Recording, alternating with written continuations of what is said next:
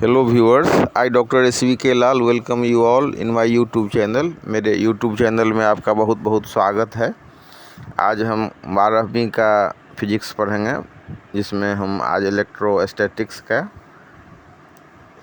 एक chapter electric field due to a point charge, electric field lines, electric dipole, electric field due to a dipole, torque on a dipole in uniform electric field. इन चीज़ों पर चर्चा करने का कोशिश करेंगे।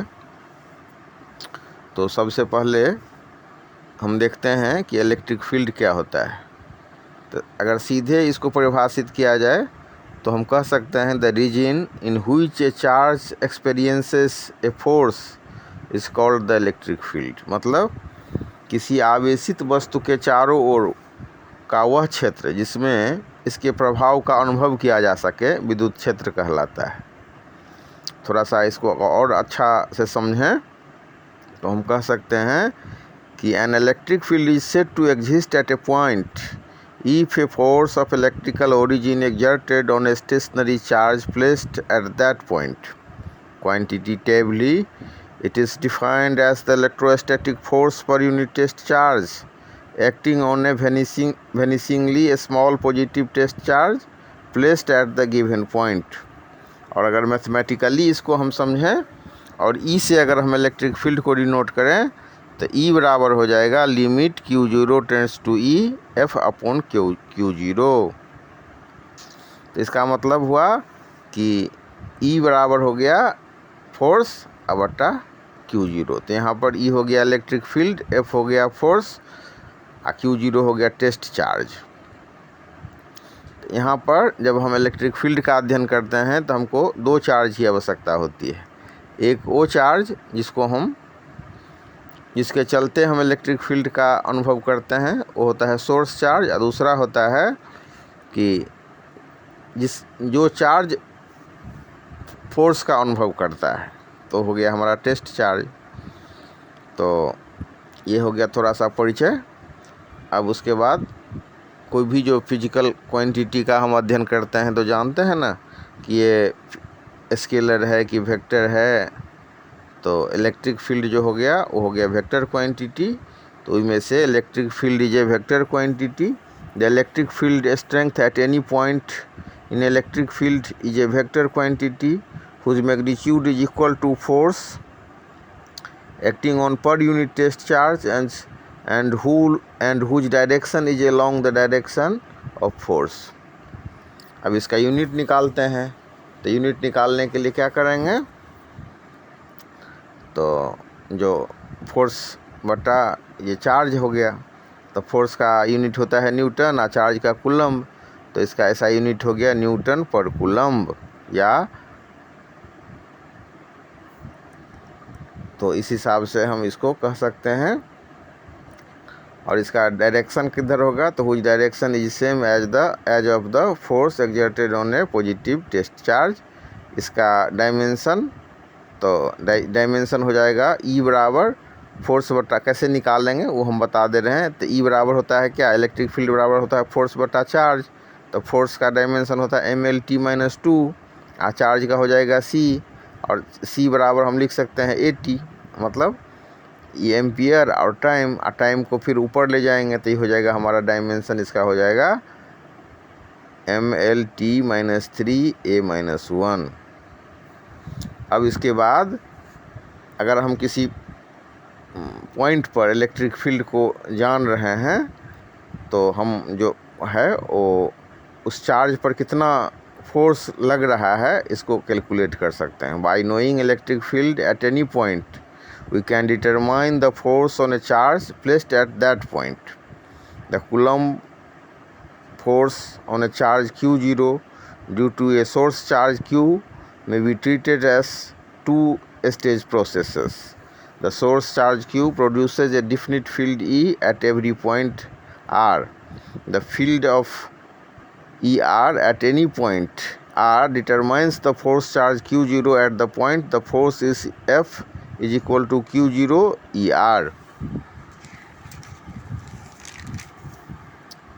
अब हो गया हमारा F बराबर Q0 ER।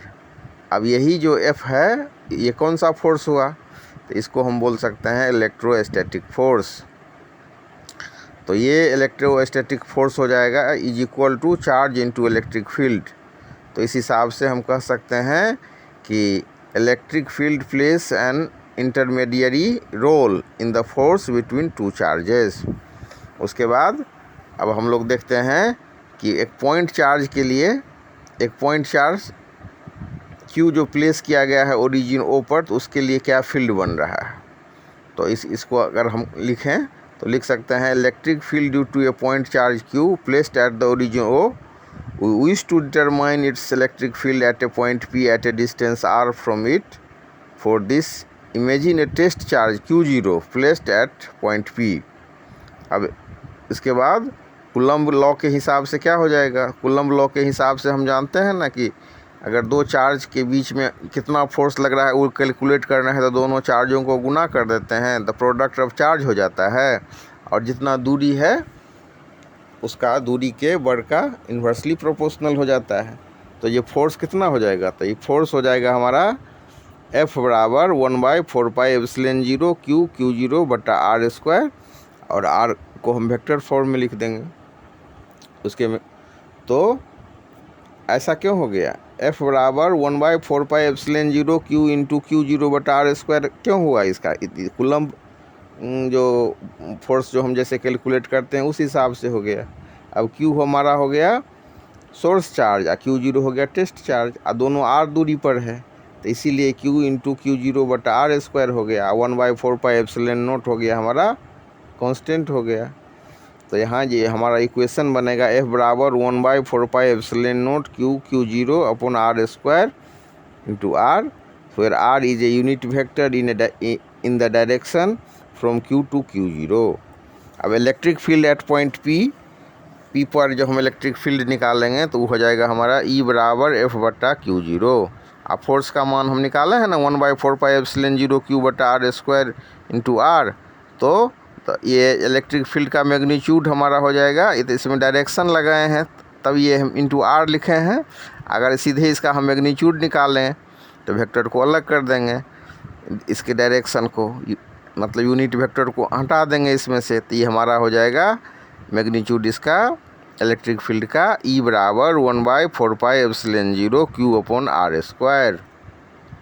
इस हिसाब से हम क्या देखते हैं, इस हिसाब से देखते हैं कि E is proportional to 1/r²।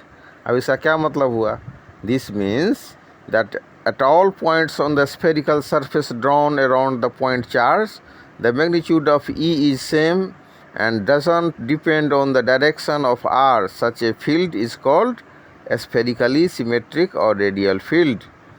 अब इसके बाद अब हम लोग चर्चा करेंगे इलेक्ट्रिक फील्ड लाइंस का। An electric field line of force may be defined as the curve along which a small positive charge would tends to move when free to do in an electric field, and the tangent to which at any point gives the direction of electric field at that point. तो इस हिसाब से हम कह सकते हैं कि the electric field lines in an electric field is an imaginary smooth curve along which an isolated free test charge tends to move. यहाँ हम एक चार्ज रख दिए और वो चार्ज किधर मूव करना चाह रहा है, तो उसके लिए अगर हम कर्व खींचते हैं तो इस हिसाब से हमको इलेक्ट्रिक फील्ड लाइन मिलता है। तो यहाँ पर हमको दो तीन चीज़ों को समझना है। इसको हम समझेंगे कैसे कि मतलब यहाँ पर O ओरिजिन है ना, यहाँ पर चार्ज हो गया Q, तो ये जो Q चार्ज है ये हो गया हमारा सोर्स चार्ज, और सोर्स चार्ज के चलते जो फील्ड बन रहा है तो उस फील्ड में एक हम टेस्ट चार्ज Q0 को ले आते हैं P पॉइंट पर। तो यहाँ पर हम इलेक्ट्रिक फील्ड अगर हम प्राप्त करना चाहते हैं तो फील्ड बराबर क्या हो जाएगा हमारा, फील्ड बराबर हो जाएगा फोर्स बटा चार्ज। अब फोर्स का मान कितना निकालना है, तो फोर्स का मान निकाले 1/4πε0 Q इंटू Q0 बटा r²। फिर ये Q0 से ही कट जाएगा तो हमारा ये जो बन जाएगा इस पॉइंट पर ये हो जाएगा E बराबर 1/4πε0 Q upon r² into r। तो इस हिसाब से हम इसको समझ सकते हैं। अब इसके बाद क्या समझना है तो इसके बाद कुछ इसका जो इलेक्ट्रिक लाइन है, उसके लाइन ऑफ फोर्स है, उसके इम्पोर्टेंट प्रॉपर्टी को हम समझ सकते हैं। तो इसका जो ये होता है प्रॉपर्टी, ये हम कह सकते हैं कि line of force are continuous curve without any breaks. मतलब ये इसको अगर हम खींचते हैं तो कहीं ये ब्रेक नहीं करता है, कहीं टूटता नहीं है, सीधे लाइन में के रूप में हम इसको ये कर सकते हैं, एक्सप्रेस कर सकते हैं। No two line of force can cross each other. दो लाइन जो है एक दूसरे को काटती भी नहीं है। They start at positive charge and end at negative charge. They can not form closed loop. The relative closeness of the lines of force indicates that the strength of electric field at different points.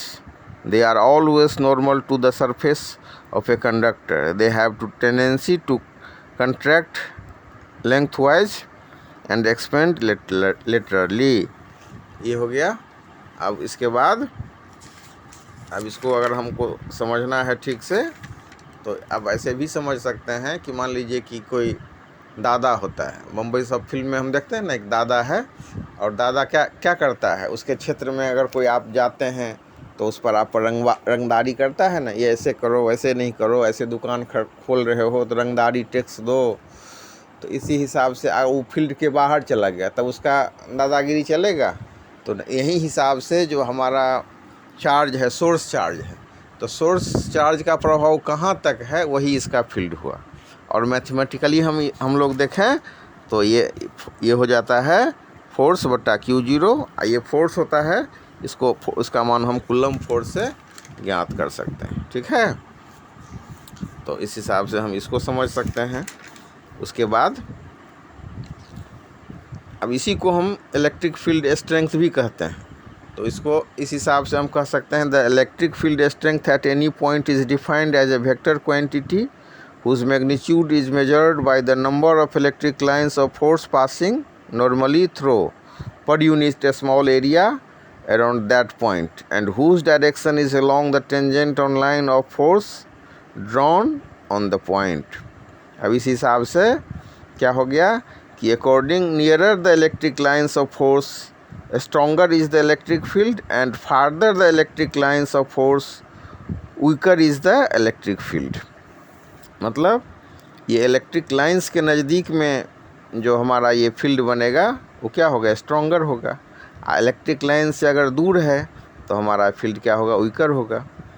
तो इस हिसाब से हम इसको समझ सकते हैं। उसके बाद electric field intensity at a point को समझना है, तो उसको जो परिभाषित किया गया है, तो इस हिसाब से electric field intensity at a point is defined as the force experienced by a unit positive charge placed at that point. तो इस हिसाब से ये क्या हो जाएगा, ई भी हो जाएगा, ई बराबर 1/4πε0 Q/r²r। अब थोड़ा सा चर्चा इलेक्ट्रिक डाइपोल का कर लीजिए कि इलेक्ट्रिक डाइपोल क्या होता है। तो इलेक्ट्रिक डाइपोल होता है, an electric dipole is a pair of equal and opposite charges Q and -Q separated by some distance 2a। मतलब दो चार्ज हो गया, एक चार्ज मान लीजिए कि हमारा -Q है, एक हमारा +Q है, तो ये अपोजिट चार्ज हो गया, इक्वल हो गया। जितना ये Q है तो वो भी Q है, लेकिन दोनों अपोजिट चार्ज हो गया। और ये 2a डिस्टेंस से है, तो हमारा ये जो बनेगा, तो इसको हम डिफाइन कर सकते हैं, it measures the strength of electric dipole. ये डाइपोल मोमेंट को जो हम डिफाइन करेंगे, तो ये इलेक्ट्रिक डाइपोल के स्ट्रेंथ को मापता है। और अगर इसका मान निकालना है तो ये हो जाएगा P बराबर Q × 2a। तो आइदर ऑफ द चार्ज हो गया, दोनों चार्ज में से कोई एक चार्ज ले लीजिए, और जितना दूरी पर है उस दूरी से उसको गुना कर दीजिए, तो हमारा डाइपोल निकल जाता है। और उसके बाद फिर डाइपोल के बाद हम डाइपोल मोमेंट को समझ सकते हैं कि डाइपोल मोमेंट क्या होता है। तो dipole moment measures the strength of an electric dipole. The dipole moment of an electric dipole is a vector whose magnitude is either charge times the separation between the two opposite charges, and the direction is along the dipole axis from the negative to the positive charge. इस हिसाब से हम इसको समझ लिए। अब उसके बाद थोड़ा सा चर्चा हम टॉर्क पर भी कर लेते हैं। ये इसको समझ लीजिए पहले, जो इलेक्ट्रिक फील्ड है, और उसके बाद थोड़ा सा चर्चा हम टॉर्क पर कर देते हैं कि अब डाइपोल को हमने समझ लिया कि दो चार्ज है, दोनों का जो अमाउंट सेम है, इक्वल चार्ज है, लेकिन वो अपोजिट चार्ज है, Q माइनस Q। जितना डिस्टेंस पर है वो दोनों चार्ज, उससे हम उसको गुना कर देते हैं, तो हमारा डाइपोल मोमेंट बराबर हो जाता है आइदर ऑफ द चार्ज, इसको हम गुना कर देते हैं उसके डिस्टेंस से। ठीक है।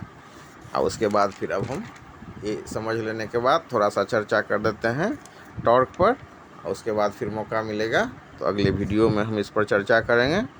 Torque on a dipole in uniform electric field, मतलब यूनिफॉर्म इलेक्ट्रिक फील्ड में जो टॉर्क बनता है डाइपोल पर के चलते, तो उसको हम इस हिसाब से कह सकते हैं कि in uniform electric field E a dipole experiences a torque tau given by tau बराबर P इंटू ई। तो P हो गया डाइपोल, ई हो गया इलेक्ट्रिक फील्ड।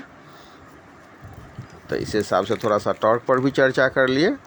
अब इसको समझ लीजिए कि ये जो सोर्स चार्ज हम लिए हैं ना, एक सोर्स चार्ज लिए हैं, एक टेस्ट चार्ज लिए हैं। तो सोर्स चार्ज हमारा अगर पॉजिटिव है तो पॉजिटिव रहने पर हमारा इलेक्ट्रिक फील्ड इंटेंसिटी बाहर की ओर हो जाएगा। तो जो हम लाइन एरो एरो दे करके इसको हम बता सकते हैं। सोर्स चार्ज अगर हमारा नेगेटिव हो जाता है तो इलेक्ट्रिक फील्ड लाइंस अंदर की ओर हो जाएगा। ठीक है, इस हिसाब से हम इसको समझ सकते हैं। अब अगर मतलब अलग अलग चार्ज के चलते निकालना हो तो उसको भी हम निकाल सकते हैं कि मतलब ये चार्ज अगर हम एक लेते हैं, एक पॉइंट चार्ज है, उसके चलते टेस्ट चार्ज है, तो ये कैलकुलेशन हो गया।